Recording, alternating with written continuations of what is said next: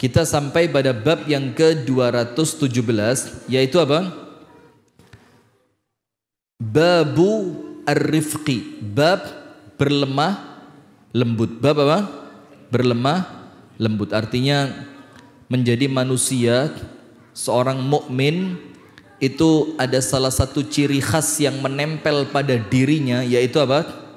Lemah dan lembut. Lemah lembut. Jadi orangnya itu tenang, dia tidak mudah terpantik emosinya.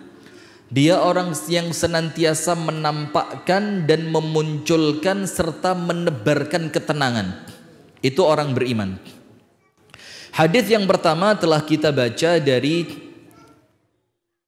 Ibunda Aisyah radhiyallahu taala anha wa ardhaha, di mana ketika sekelompok orang-orang Yahudi itu lewat di hadapan An-Nabi sallallahu alaihi wasallam, kemudian orang Yahudi itu mengucapkan yang nampaknya salam padahal artinya itu kecelakaan. Assalamu alaikum. Semoga kecelakaan, kebinasaan engkau dapatkan.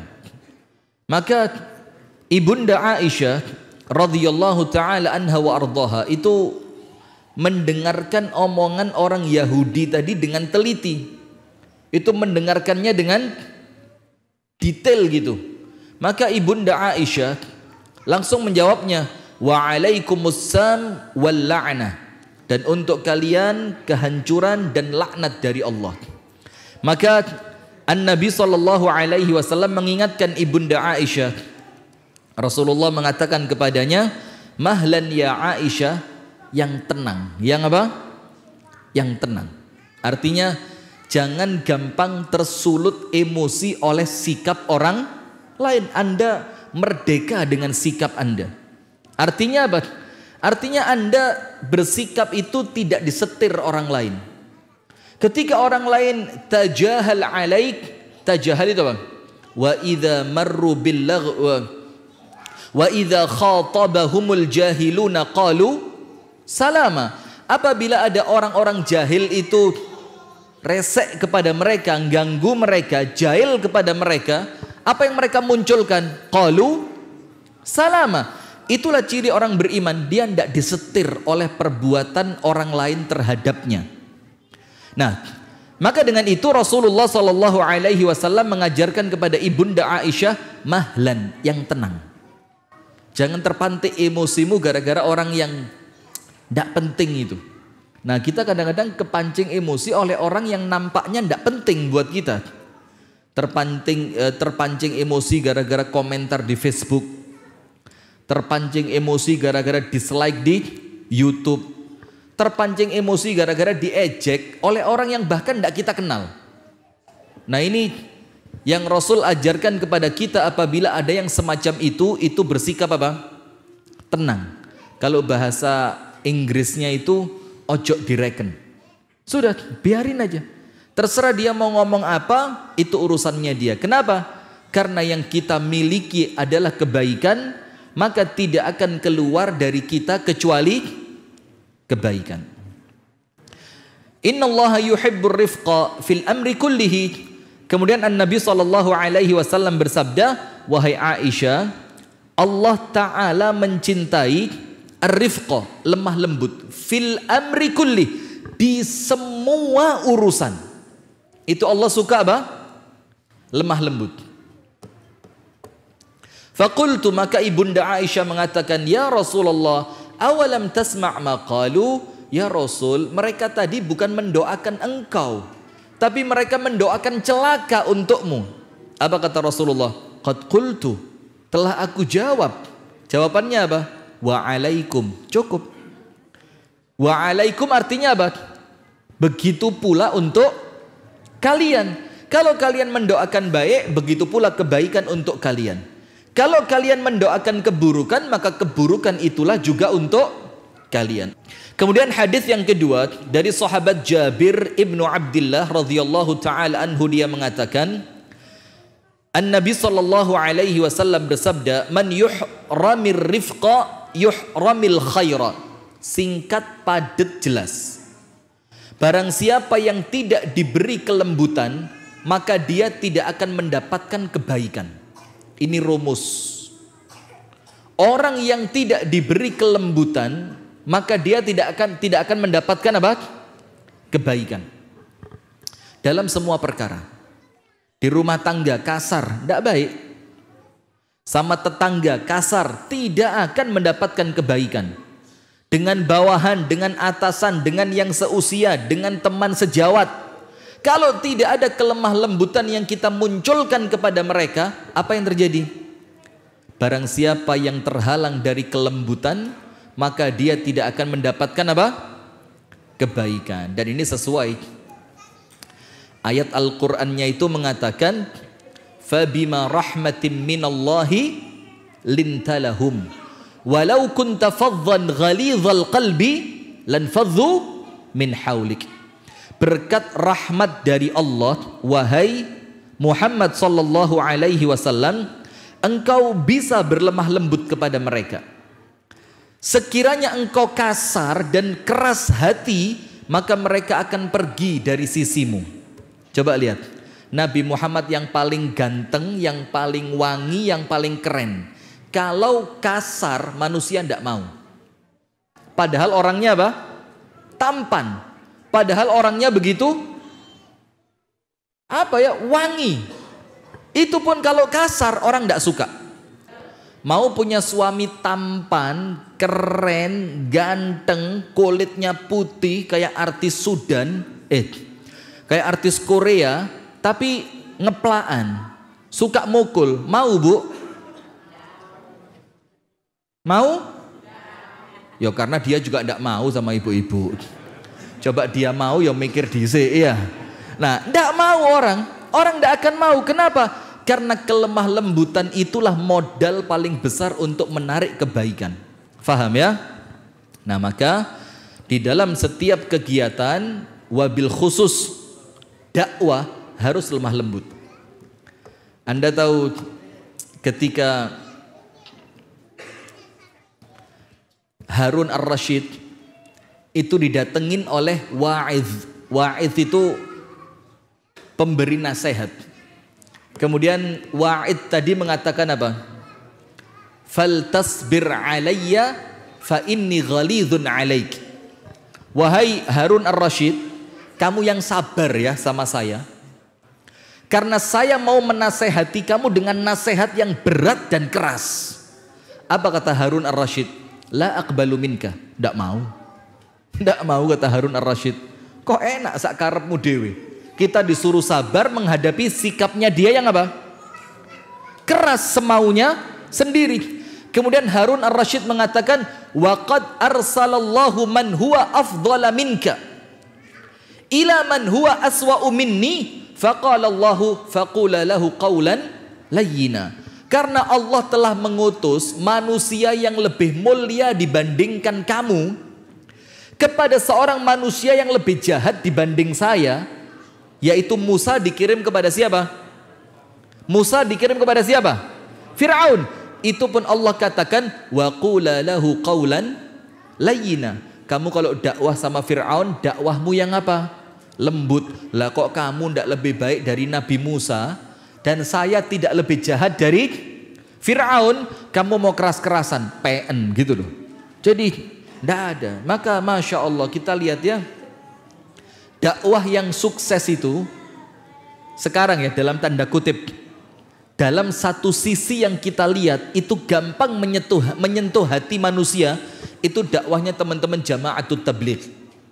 Terlepas antum sepakat atau tidak, tapi kita akui dakwah mereka itu yang paling cepat menyentuh hati orang-orang yang sebelumnya hatinya keras. Kenapa? Lembut.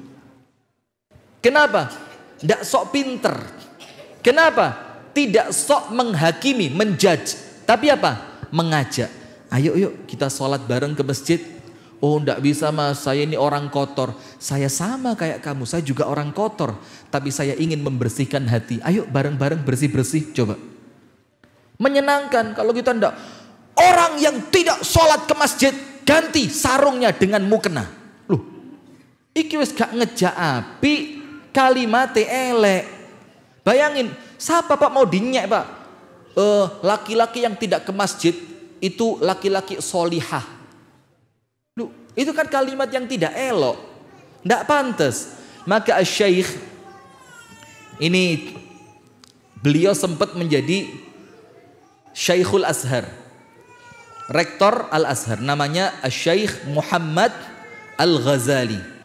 Beliau itu ditanya sama muridnya, ya Syekh, ma hukmu tarikis salat? Apa hukumnya orang yang meninggalkan salat? Lihat, harapannya murid dijelaskan, menurut mazhab ini orang yang meninggalkan salat hukumnya kafir. Menurut mazhab ini orang yang meninggalkan salat hukumnya fasik. Menurut mazhab ini orang yang meninggalkan salat itu tidak diterima kesaksiannya. Macam-macam. Harapannya muridnya begitu. Ternyata jawabannya Syekh Muhammad Ghazali apa? Apa hukum orang yang meninggalkan salat? Beliau bilang, anta khudha biyadihi wa tadhhaba bihi ilal masjid. Hukumnya apa? Kamu pegang tangannya, kamu ajak bareng-bareng jalan ke masjid. Itu hukumnya. Tidak ada kafir, tidak ada fasik, tidak diterima syahadatnya, karena ini orang belum sholat. Antum bilang kafir gak ngefek. Antum bilang fasik gak ngerti. Oh apa sih fasik itu? Iku makanan model apa fasik ini? Jadi tidak manfaat buat dia. Antum bilang dia kafir, antum bilang dia fasik, antum bilang tidak diterima syahadatnya, itu untuk dia tidak ngefek. Tapi ketika antum pegang tangannya, terus kalau bahasa kita sekarang digonceng gitu loh, wis mangan mas, turungi, ayo mangan. Tapi mumpung wis adzan nang masjid sih, engkau mulai kok masjid tak jak mangan. Itu Pak. Kemudian beliau mengatakan apa? Nahnu du'at walasna qudat. Karena kita ini dai bukan hakim. Kita ini apa? Dai dan bukan hakim. Nah, maka ya seperti itu, lemah lembut. Kemudian hadis yang ke-464. Wa an Abi Darda radhiyallahu taala anhu wa ardahu. Dari sahabat Abu Darda radhiyallahu taala anhu wa ardahu. Anin Nabi sallallahu alaihi wasallam. Dari An-Nabi sallallahu alaihi wasallam qala, beliau bersabda, man u'tiya hadzahu minar rifqi faqad u'tiya hadzahu minal khair. Barang siapa yang diberi kelemah lembutan oleh Allah, maka dia telah mendapatkan bagian dari kebaikan. Coba lihat. Jadi intinya itu, kalau mau mendapatkan kebaikan, kebaikan itu ditarik dengan cara apa? Lemah lembut. Wa man hurima hadzahu minar rifqi faqad hurima hadzahu minal khair. Dalam bahasa Arab, hadzun itu artinya nasib gitu loh. Arti gampangnya dalam bahasa Arab, hadzun itu namanya apa? Nasib. Wa ma yulaqqaha illa alladzina sabaru wa ma yulaqqaha illa dzu hadzin azim. Tidak akan mendapatkan kebaikan itu kecuali orang yang sabar. Dan tidak akan mendapatkan kebaikan itu kecuali orang-orang yang memang nasibnya baik. Nah, maka hadzun itu artinya apa? Nasib. Maka barang siapa yang diharamkan dari kelemah lembutan, maka dia tidak bernasib baik. Itu gampangnya begitu. Orang yang kasar itu nasibnya tidak akan baik. Kasar, ngomongnya kasar, sikap kepada orang lain kasar, ketika jual beli kasar, ketika ada orang yang kemudian melakukan kezoliman kepadanya, balasannya kasar. Itu orang yang tidak bernasib baik. Athqalu syai'in fi mizanil mu'mini yaumal qiyamati husnul khuluqi. Dan timbangan amal yang pahalanya paling berat nanti di hari kiamat, itu tidak ada yang bisa mengalahkan beratnya akhlakul karimah. Tidak ada yang mengalahkan beratnya apa? Akhlakul karimah. Bahkan dalam hadis yang lain dikatakan begini, innal mu'mina bihusni khuluqihi la yudriku darajatas saimil qaim. Orang beriman itu dengan akhlaknya yang baik, dia akan mencapai derajatnya orang-orang yang rajin puasa sunnah, yang rajin sholat tahajud. Jadi orang-orang yang rajin sholat tahajud, orang-orang yang rajin puasa sunnah, itu derajatnya antum bisa menyamai mereka. Modalnya apa? Akhlak yang baik. Dan akhlak yang baik itu fi muqaddimatiha, nomor satunya apa? Ar-rifq, yaitu lemah lembut. Jadi kalau sudah dari awal tidak lemah lembut, sudah bisa. Sama istri kasar, sama anak ini hati-hati loh, banyak ini. Sama anak itu mukul, sama istri banting. Padahal yang lebih pantas dibanting itu apa? Ini ring MMA juga bukan, iya enggak?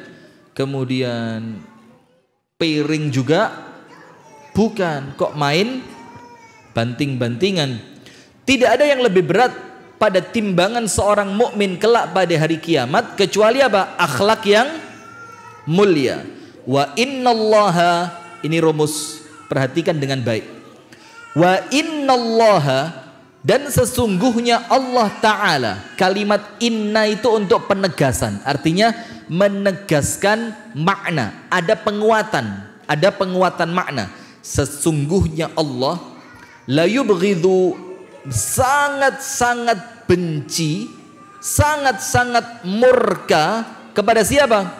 Al-fahish al-badhi, orang yang perbuatannya kotor, omongannya jorok. Fahish itu, maaf ya, orang yang perbuatannya itu zina dan yang semisalnya, itu sama Allah dibenci, itu kotor. Wala taqrabuz zina innahu kana fahishatan wa sa'a sabila. Jangan dekatin zina, itu kotor sekali kata Allah. Kotor. Wa sa'a sabila, dan itu merupakan jalan yang buruk. Jalan yang buruk, tidak baik.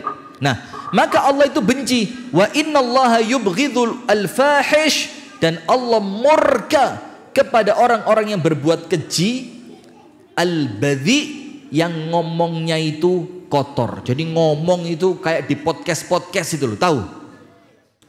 Maaf ya, ini tidak pantas diomongkan di masjid. Binatang keluar semua.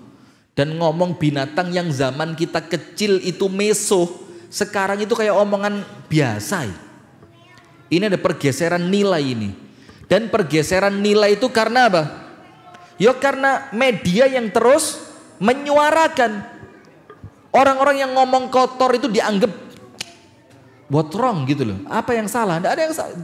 Akhirnya rusak tatanan ini. Kenapa? Karena kita yang baik-baik itu tidak berusaha membalas dengan bikin konten-konten yang positif. Nah, begitu hadirin. Jadi disebutkan dalam hadis ini apa? Ada perintah untuk menjauhi sikap kasar dan kaku. Kasar itu apa? Kasar itu ya dalam bahasa kita itu gampang, volumenya gampang naik seketika. Kuk, kuk, itu kasar.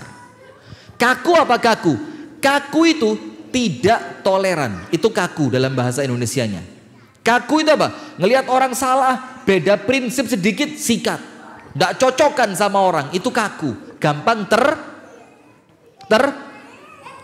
sungging. Salah ngomong titik, pore, left group. Ah, cemen. Left group, aduh, sini. Wong mari left group yang gay grup dewe. Jadi, astagfirullahaladzim. Nah, sudah ya. Kemudian, jadi yang pertama Allah Ta'ala melalui An-Nabi SAW itu melarang apa? Melarang kita bersikap keras dan kaku. Yang kedua, pentingnya seorang mukmin berhias diri dengan sifat lemah lembut. Dan yang ketiga, Disebutkan di sini tentang keutamaan al-akhlaqul karimah. Ini keutamaan akhlaqul karimah. Kemudian hadis yang berikutnya, qalat Aisyatu, ibunda Aisyah radhiyallahu taala anha wa ardaha mengatakan, qala an-nabiy sallallahu alaihi wasallam, an-nabi sallallahu alaihi wasallam bersabda, ini penting, tolong. Suami itu suami untuk Anda ibu-ibu orang penting atau bukan? Sosok yang penting atau wujuduhu ka'adamihi, onoe koyo gak onoe? Yang mana Bu, penting atau tidak? Bagus, sepakat ya. Pertanyaan kedua, ibu-ibu, suami berjasa besar ndak dalam hidup Anda? Punya. Berarti suami itu layak dimaafkan atau tidak? Mulai. Saya ulang pertanyaan yang pertama. Bu, jawab. Suami itu orang penting atau tidak? Suami itu berjasa besar atau tidak? Mulai. Pertanyaan terakhir, berarti orang penting itu, orang yang berjasa besar dalam hidup Anda itu, ketika dia bersalah, pantas ndak dimaafin? Ini basa-basi masjid atau jujur? Masya Allah, gini loh hasil ngaji itu ya begini. Bagus Bu, sekarang kita baca hadisnya, Anda akan ngerti maksud saya. Begini. Qalat Aisyatu, ibunda Aisyah berkata, radhiyallahu taala anha wa ardaha. Qala an-nabiy sallallahu alaihi wasallam, an-nabi sallallahu alaihi wasallam bersabda, aqilu dhawil hayati atharatihim. Maafkan orang-orang yang terhormat atas kesalahan yang mereka lakukan. Bu, hadisnya apa? Orang-orang yang terhormat itu, orang-orang yang memiliki jasa baik itu, orang-orang yang penting untuk Anda, itu Nabi Muhammad mengatakan apa? Maafkan kesalahan mereka. Maafin kesalahan mereka. Kenapa perlu dimaafkan? Karena mereka orang terhormat, tidak boleh direndahkan. Karena mereka orang yang memiliki jasa, tidak boleh kita lupa berbalas budi. Faham ibu-ibu? Suami, saya tanya sebaliknya. Suami. Ada suami di sini?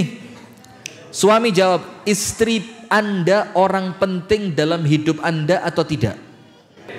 Penting. Dia berjasakah di dalam hidup Anda? Apa jasanya? Remeh-temeh banget, masa? Apa jasanya? Nomor satu, dia mau jadi istri Anda. Dalam keadaan Anda ya gak api-api nemen, ganteng ya gak sepiro, soge ya blas malahan. Tapi dia mau jadi istri. Loh, saya ngomong tenanan kok. Betul Bu? Ibu-ibu kompak kayak begini. Berjasa. Nomor dua, dia mengandung loh Pak, 9 bulan 10 hari.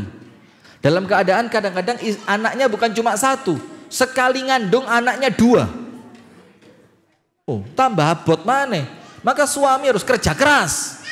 Istri tidak boleh capek, belikan mesin cuci 17, bukain laundry, suruh kerja maksudnya. Nah sudah, maka hadirin sekalian, istri itu berjasa dan istri itu penting. Berarti kesalahan istri yang berjasa untuk hidup kita, kesalahan istri yang dia itu penting untuk keberlangsungan hidup kita, itu menurut sabda Nabi Muhammad, mereka harus diapain? Kalau mereka bersalah, dimaafkan. Maka Nabi SAW itu dikatakan apa? Asyadda haya'an minal azra fi khidriha. Nabi Muhammad itu orangnya pemalu betul.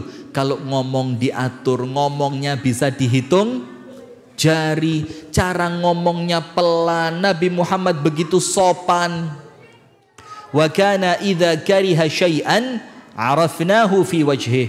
Dan Nabi Muhammad itu kalau marah beliau tidak perlu ngomong, maka kami ngerti dari wajahnya. Wajahnya Nabi Muhammad apa? Memerah, dan di pertengahan dahinya itu keluar uratnya. Kan ada orang-orang yang kita lihat ada urat di dahi, itu ciri khas Nabi Muhammad SAW. Ketika beliau marah, ihmarra wajhu, mukanya apa? Memerah. Kemudian apa? Urat yang ada di keningnya itu nampak menonjol. Sallallahu alaihi wasallam. Nah, apa arti hadis ini? Arti hadis ini adalah bahwasannya Nabi besar Muhammad sallallahu alaihi wasallam adalah seorang manusia yang bersifat lemah lembut. Barakallahu fikum. Subhanakallahumma wa bihamdika asyhadu an la ilaha illa anta astaghfiruka wa atubu ilaik. Kurang lebihnya saya mohon maaf. Assalamualaikum warahmatullahi wabarakatuh.